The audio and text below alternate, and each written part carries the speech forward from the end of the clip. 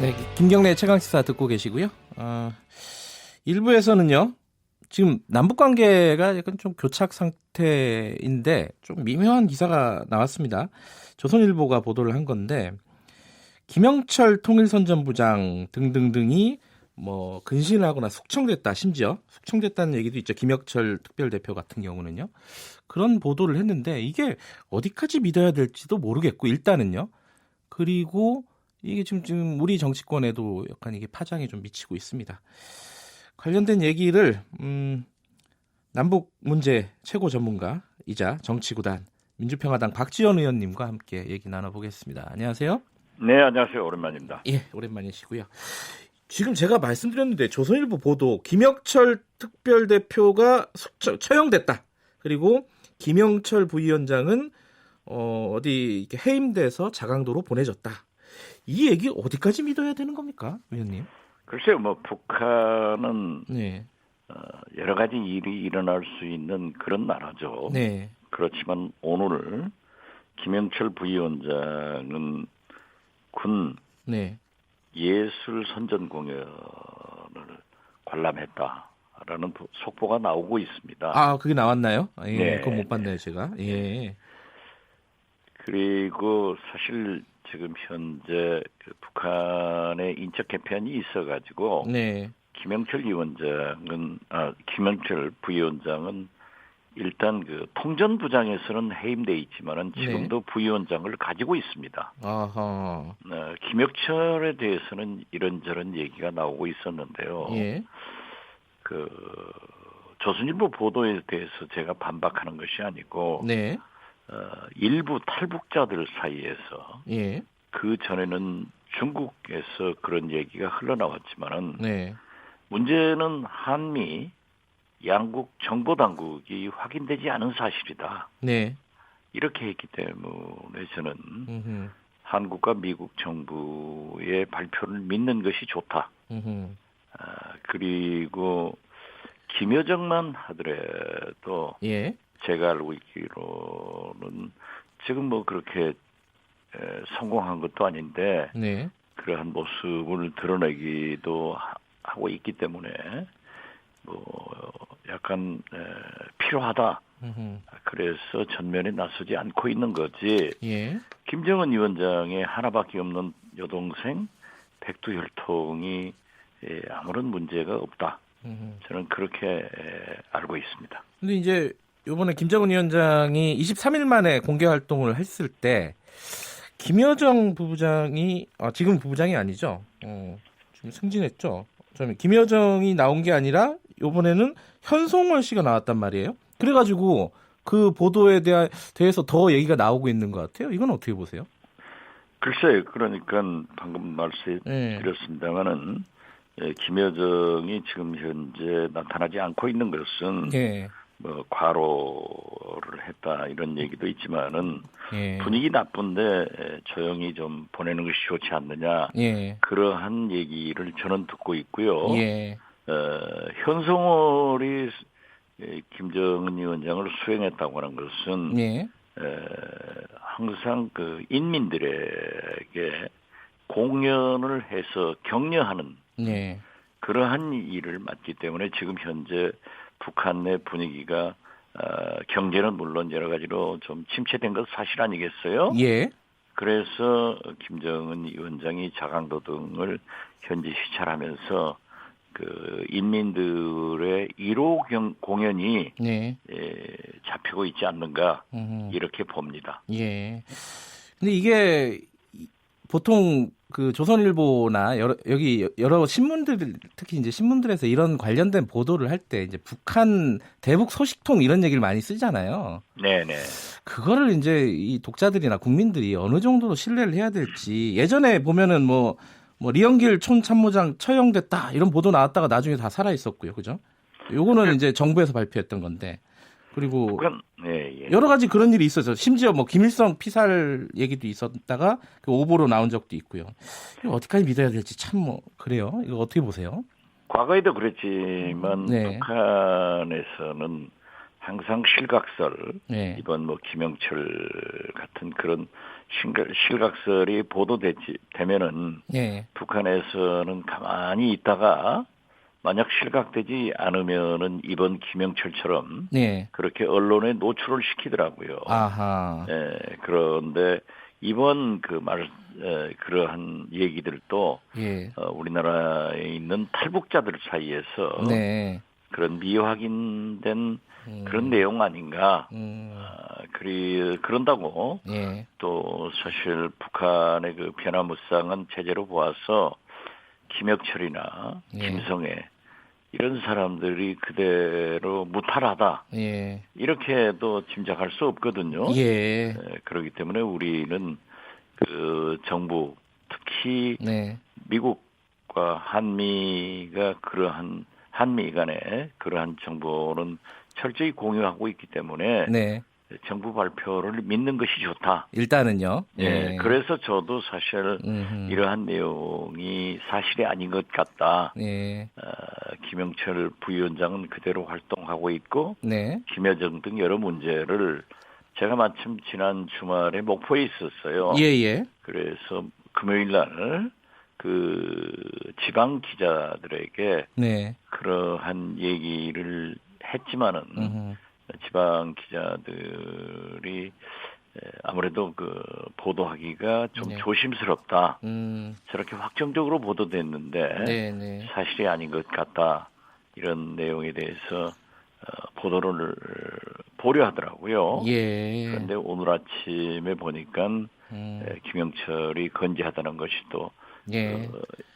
과거처럼 예. 그렇게 언론을 통해서 북한이 확인하고 있기 때문에 네.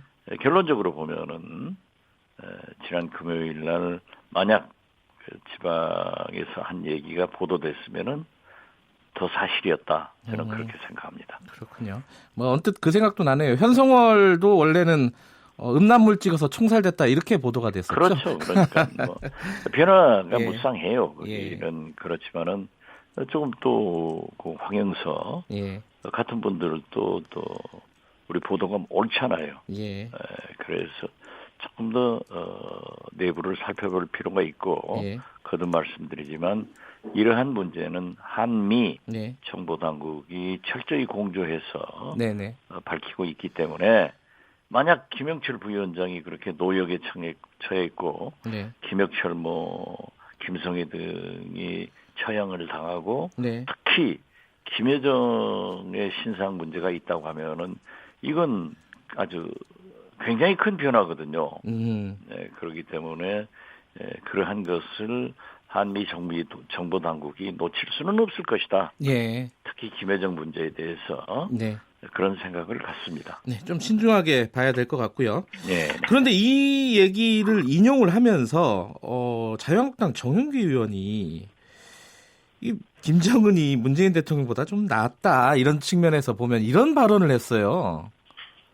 글쎄요, 저도 예. 그걸 좀 비판을 했습니다만은 네.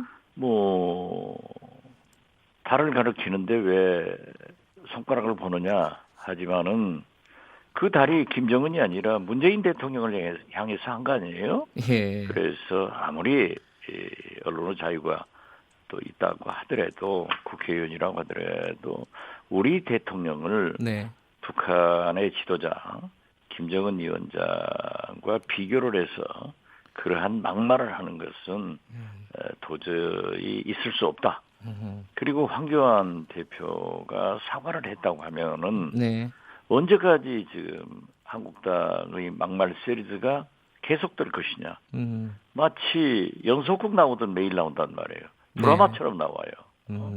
이제 그 대변인까지 그렇게 되고 있는데 황교안 대표로서도 분명한 당을 위해서도 자기를 위해서도 조치를 해야 된다 하는 것도 말씀드립니다. 그런데요, 왜 이렇게 뭐랄까 지금 말씀하셨잖아요. 이 드라마처럼 매일매일 경쟁하듯이 막말 어떤 이런 파문이 있는데 왜 그러는 걸까요? 막말 드라마를 하면은 예. 과거 일본의 극우 정객들처럼 네. 우선 언론이 보도를 해서 소위 아. 노이즈 마케팅에 예. 성공하는 거고 예. 또 사실 저는 우리 지금 국가가 네. 해방 후 네. 물론 미소의 갈등도 있었지만은 보역 간의 갈등이 남북 분단으로 이어졌습니다. 예. 그런데 그 후 지금 보면은 보수와 진보의 갈등이 가장 극심한 것 같습니다. 예. 그래서 일부 보수층에서 특히 한국당에서 그러한 막말로 국민의 민심을 흔들어 보려고 하지만은 국민이 더 위대한 지도자다. 그렇기 때문에 국민들이 지금 국회를 향해서 공전과 막말밖에 없다 하고 불신하는데 이러한 것은 단호한 리더십을 발휘한 황교안 대표의 징계로 이어지지 않으면은 국회의원들이 일본의 극우 정국들처럼 계속될 것이다. 그런 염려를 합니다. 그런데 지금 정용기 그 정책위 의장이 얘기한 거의 핵심 중에 하나는 사실 요번에 그 뭐랄까요 기밀 유출 사건 그거를 이제 참사관 한 명 파면시키면서 마무리하려는 거 아니냐. 결국은 뭐 여러 가지 강경화 장관 등등 책임을 좀 물어야 되는 거 아니냐 이런 취지도 들어가 있는 건데 요거는 좀 강경화 장관이 책임을 져야 되는 부분이라고 보십니까? 어떻습니까? 저는 예. 외교부에서 한두 번 일어난 사건이 아닙니다. 예. 그 파면된 외교관만 하더라도 세 번째라는 것 아니에요. 네. 그렇기 때문에 공직 기강 확립을 위해서 네. 저도 이미 강경화 장관에 대해서는 네. 한 말이 있습니다. 네. 그렇지만 지금 현안이 예. 헝가리 다뉴브강 그 침몰 사건이 너무나 크기 때문에 네. 강경화 장관은 헝가리 방문하고 귀국해서 네. 오늘 대통령께 보고를 한다고 하는데 그러한 문제가 수습되면은 네. 문재인 대통령께서도 공직 기강 확립과 나머지 임기 3년을 성공하기 위해서는 네. 좀 신상필벌의 단호한 음흠. 인사 조치가 필요하다. 예. 그렇게 말씀드립니다.